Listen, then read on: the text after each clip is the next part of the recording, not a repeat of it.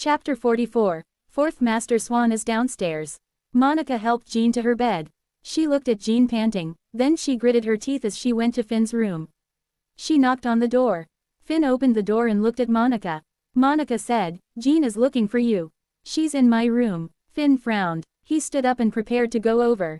Monica grabbed his arm. Finn's eyes moved slightly. Monica took a deep breath and slowly let go of him. She did not say anything and let go of him. Monica always felt that Jean had been more mature than her since she was young and would not be as reckless as her. Since it was Jean's choice, it must be right. Finn glanced at Monica and still did not say anything. He walked into her room. The door opened. Jean was lying on Monica's bed. She was hugging the blanket, and her entire body was trembling.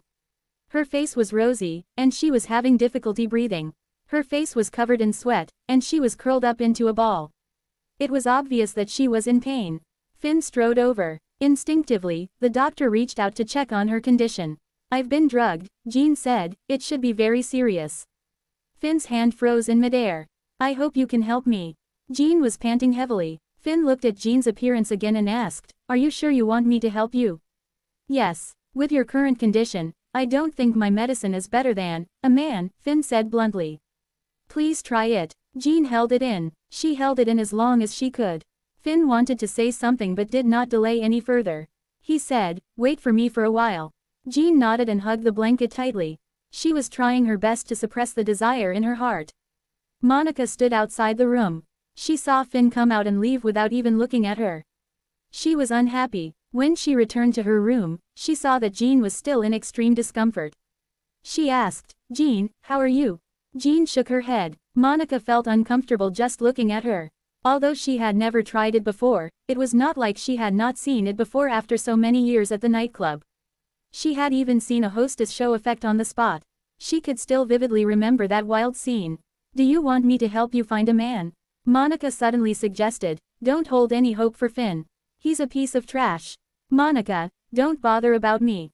Get out. Jean, get out." Jean was very loud. She was almost shouting. Monica looked at her in a daze. Jean suddenly got up from the bed. Monica was shocked. The next moment, she saw Jean frantically running into the bathroom in her room and fiercely closing the bathroom door. Then, there was what seemed like a violent sound as well as the sound of the shower running. Monica was frightened. She hurriedly ran to the bathroom and knocked on the bathroom door. "Jean, open the door. Don't lock yourself up. What's wrong with you? Quickly open the door." There were still some bangings and clangings in the bathroom. "Jean," Monica's eyes were red. "Don't endure it like that. Isn't it just a problem that a man can solve? Why are you putting yourself through all this? Just you wait. I'll immediately find a man for you. I'll find a tall, handsome, and good one for you. Wait for me," Monica cried as she spoke. She turned around and ran out of the room. As she was too anxious, she bumped into Finn, who had just entered the room. In order to prevent the medicine in his hands from falling, Finn raised both his hands, and Monica fell directly onto his chest. Monica used too much strength. At that moment, her vision was blurry. She knew that Finn might look like a good-for-nothing man, but the muscles on his body were really tough. Monica stabilized herself for a while before she left Finn's chest. The next second, she planned to run out again. Finn asked casually, "You even know who's good at it?" Monica stopped in her tracks and gritted her teeth. "He's better than you anyway."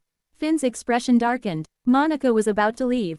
Finn said coldly, "If Jean needed a man, she wouldn't have come here. Behave yourself and close the door.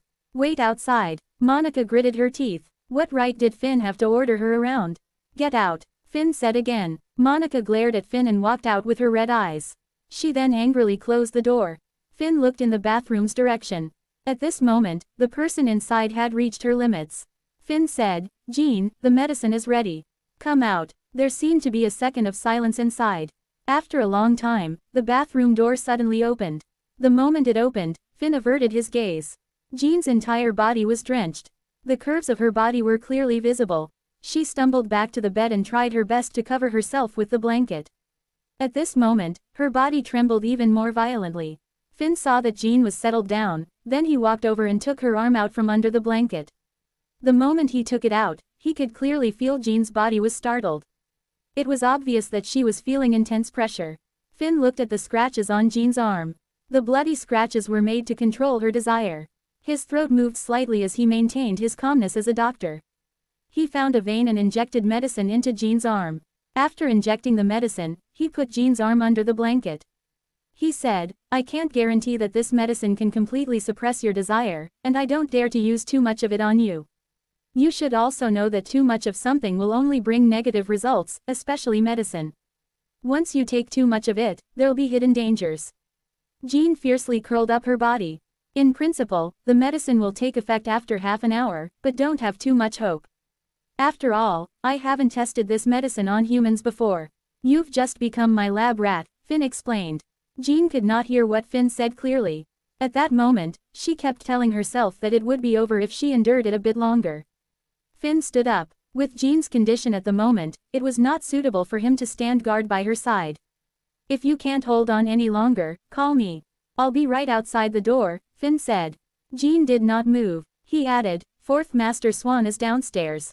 Jean's pupils constricted. Her originally unfocused gaze suddenly became focused. Finn did not say anything more. He walked out directly. Outside the room, Monica's eyes were red. At this moment, when she saw Finn come out, she was a little agitated. How's Jean? Finn did not answer. He was very cold toward her. Monica wanted to strangle Finn to death. This man always treated her with indifference. She thought that she would pick up a kitchen knife one day to chop him.